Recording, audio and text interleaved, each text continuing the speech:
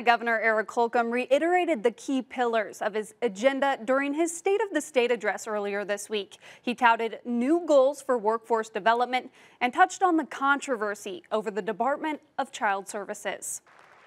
Holcomb says he wants to reassure Hoosiers his administration will do whatever it takes to fix problems at the Department of Child Services.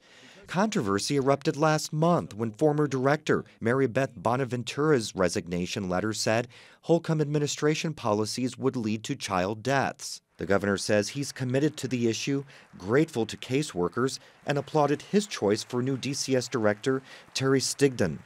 We've engaged outside experts to conduct a complete assessment of the safety and welfare of our children.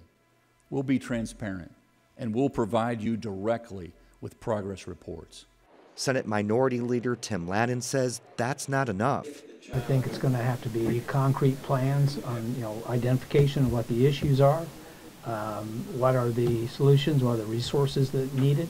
Holcomb's address also included new specific benchmarks, including thousands of Hoosiers enrolled in high-demand, high-wage education and job training programs by the end of the year, and a multi-year goal to ensure more people leave the state's prison system having graduated from certificate programs. Add all this up, and we're talking about more than 1 million of our fellow Hoosiers that need and can be skilled up. Republican legislative leaders say Holcomb's benchmarks are a bold step in workforce development. House Minority Leader Terry Gooden applauded Holcomb's plan, but says he was disappointed by what he didn't hear. What we've got to talk about is not only do we bring those people back into the education realm, but what about how do we tackle the huge mountains of debt that people may occur when they come back into the education realm. Holcomb also set a 6-year goal for a better infant mortality rate than any other state in the Midwest.